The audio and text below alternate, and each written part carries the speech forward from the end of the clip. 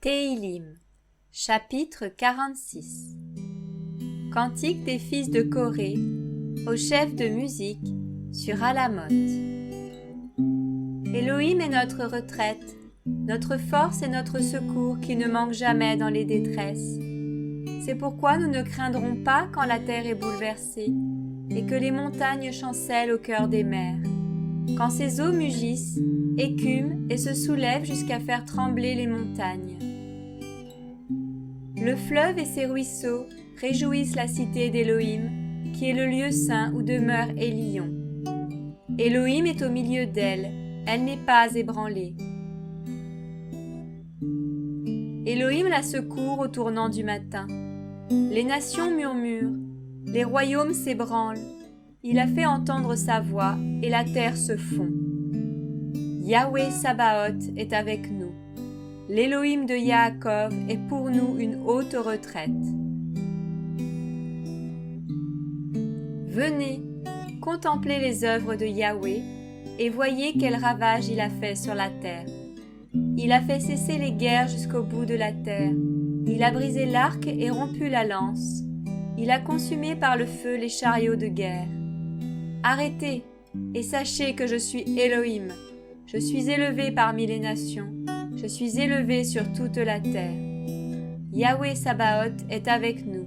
L'Élohim de Yaakov est pour nous une haute retraite.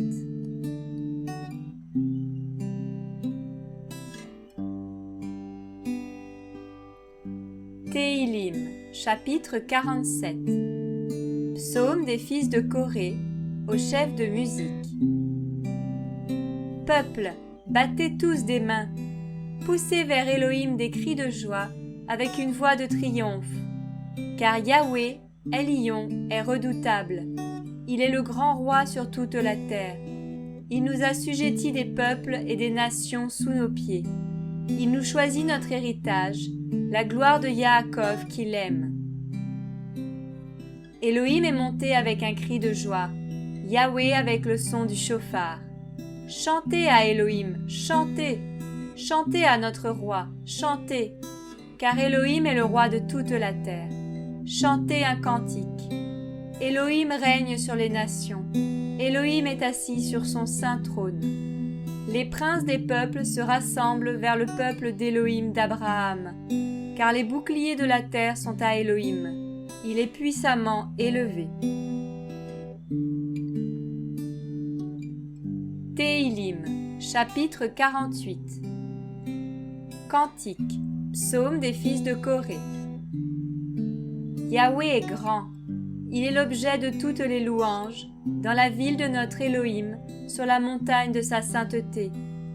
Belle est la colline, joie de toute la terre, la montagne de Sion, le côté nord, c'est la ville du grand roi. Élohim est connu dans ses palais pour une haute retraite. Ils l'ont vu, et aussitôt ils ont été émerveillés.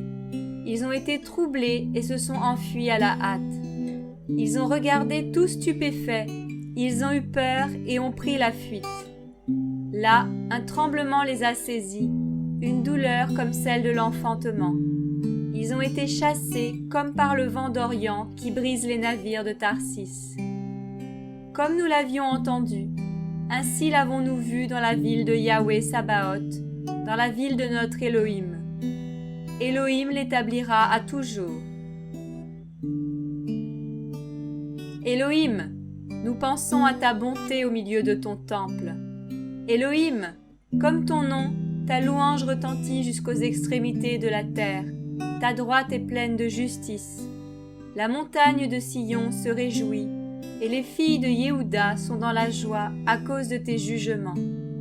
Entourez Sion, faites-en le tour, comptez ses tours. Fixez votre cœur sur son rempart. Examinez ses palais pour le raconter à la génération future. Car ce Élohim-là est notre Élohim éternellement et à jamais, et il nous accompagnera jusqu'à la mort.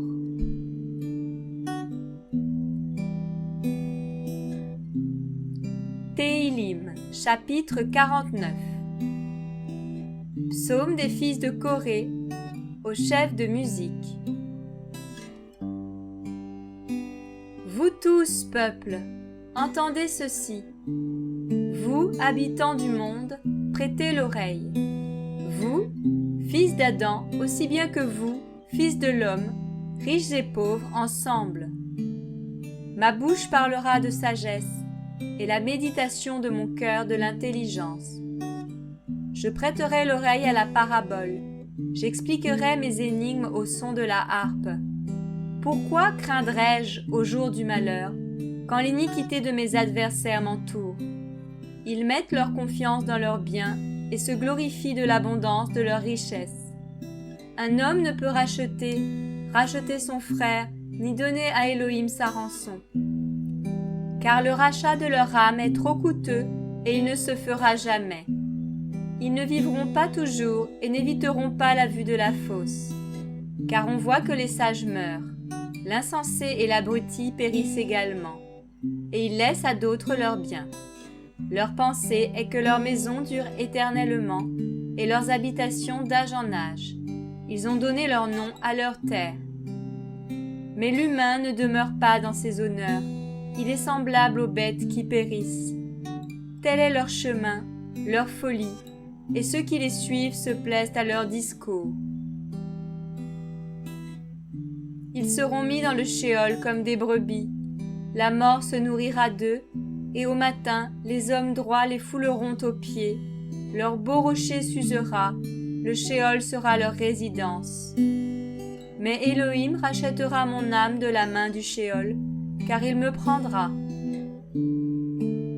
N'aie pas peur si tu vois un homme s'enrichir, et quand les trésors de sa maison se multiplient, car lorsqu'il mourra, il n'emportera rien. Ses trésors ne descendront pas après lui. Quoiqu'il ait béni son âme pendant sa vie, quoi qu'on te loue parce que tu te fais du bien, tu iras néanmoins au séjour de tes pères, qui jamais ne reverront la lumière. L'humain qui est en honneur, qui n'a pas d'intelligence, est semblable aux bêtes qui périssent.